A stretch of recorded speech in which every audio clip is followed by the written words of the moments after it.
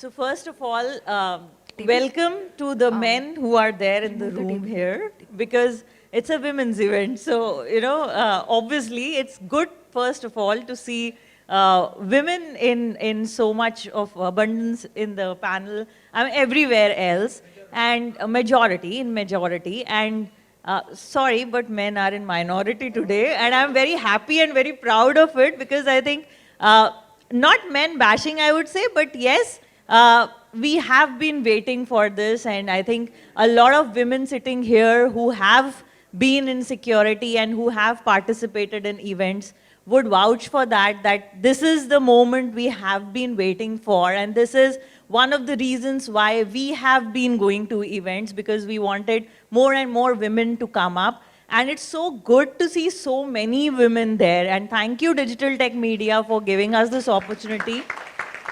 Having said that, I think some of the best supporters in the industry for women are sitting right here in this panel, and I know many of them in person. I have been with them, I have seen them through events, very good friends. So I think kudos to each one of them, because I know each one of them is a supporter in some way or the other, and they do bring in that equality and that thought process, which helps us to succeed in a way. So that was on the lighter note that, we are going to grill you, but then, without you, we are also not there. No, we have vegetarian and non-vegetarian both in the menu, so that's okay. We will manage, we'll be more, still we'll be in majority there. So we can manage. Okay, so coming to the panel, first let me just ask one question. How many of you have made sure, it's a very generic, anyone can answer. How many of you have made sure that, in your careers in different organizations, that women or girls have been part of your teams in maybe mid-management, senior management, or just, at the next level where you are? Anyone can take this question, I'm open. So, I've always tried to keep the DBA resource as a lady, because DBA is a very critical function. And 1 year in between, when there was a guy who was managing it, we faced a lot of issues, database going down, etc. So we realized, and my point that, put a woman there, she will be very good in that job, was fortified. So that is one. But jokes apart, in my team, unfortunately, the number of women is growing down. When I started in my previous organization of a team of close to 40, I had about 8 women in my team. And when the team shrunk, we came down to 28, and the count of 8 of women came down to just 2. So we're trying to push it up. We'll have to get more headcount or replace with an equal number. But that stress is always there to get more women into the team. Kapil, I think you were about to say something. See, in my previous companies, we were having very good equality.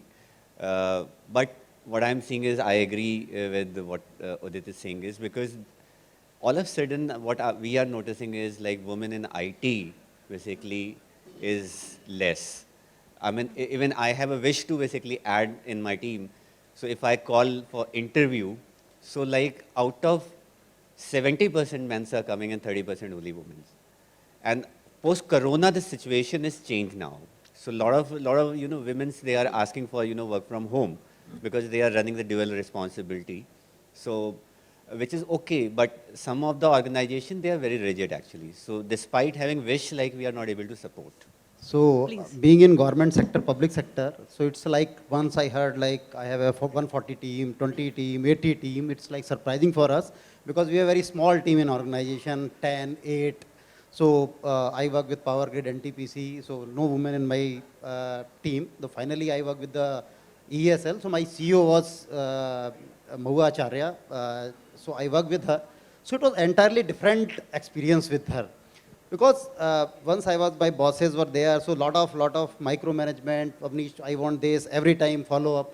But in terms of her, Avnish, I want this, and then only final D-Day, then this ask. It has been done. So that's my experience with the, as an boss. In my team, I have only one lady, but I will discuss it later. Yeah, hi everyone, this is Keshav. I belongs to the manufacturing industry where we are dealing with automation projects. We have a development team, like earlier we were having all male, but the problem was like they were like iteration rate was very high, they were leaving on very frequent basis. And the challenge which I was facing, like sometimes like if some important task is assigned to them, they are like there are multiple follow-ups which we have to do. Now I have 2 dedicated developers in my team who are actually girls and who are actually making our environment very vibrant as well as very jolly. Same time, they are very resourceful, like the reliable resources. They are doing wonderful job, and my life is a bit easy as far as development is concerned. This is my experience. Thank you. Yeah, you want to add Yeah, something? so I come from a startup background, right? So this is my second venture, and my co-founder is also sitting here in front of me, and she's also a woman, actually. So, in startup world, it's very difficult to get good resources or maybe good women, because we need to work late nights, stay away from homes. So what we have seen is like before COVID era, it was very difficult to get good resources. Even the women are not coming up front to work on the startups. But now, when we have work from home kind of culture and everyone is going towards it, we have actually seen, it coming up, right? People are joining the startups, they are working towards it. I want to add, everyone talked about the challenges which we face. On the contrary, what we feel or what I drive in my setup is that, if I'm not able to source someone from outside in a particular role, I end up rolling a IGP first, and we are open for having people coming to the new setup. We are fine investing in them to groom, and that is how we are trying to, imbibe more women power in our team. So that's one effort we are doing in, and it actually helps. Yeah, Kushal. So yeah, I'll just share my experience. So one is definitely I worked with women. In fact, Rucha talked about mentorship. So when I joined my first company, which was Raymond, my mentor was a woman, and I'm still in touch with that lady. Very particular, I can say, as a perfectionist, focused, proper, like it is 9:30 to 6:30. That means 9:30 to 6:30. Proper lunch timing, everything very disciplined. Every solution was always like maintenance-free kind of thing. But in terms of challenges, I agree with all the people. The particular challenge which I face, even like in Deloitte or IBM when I used to work, particularly in India, like the ratio which is on lower side. So one of the reason which I always find is like in India, I don't think we are following the strict 8 hours or 9 hours of working. Outside Western world, particularly in US and those countries, relatively people are following that culture. Now here, if it is going beyond 8 hours or 9 hours of working, then because women are playing dual responsibilities at home, be it a mother, a wife, or a daughter-in-law, right? So that time, I think somehow we should support. So I always used to support so in my current company again, so it's a startup, and definitely very demanding role, 12 hours kind of working at most of the time. So difficult. So as of now, I have no woman team member. But earlier, I have always ensured like no woman should stay beyond 7. I ensure because of safety perspective also, and I give them equal opportunity from a growth perspective. But I think this is not just for women, for everyone. If we have equal or proper work timings and all those things, I think women can definitely work. And with hybrid working, definitely it has come a long way. It is very helpful.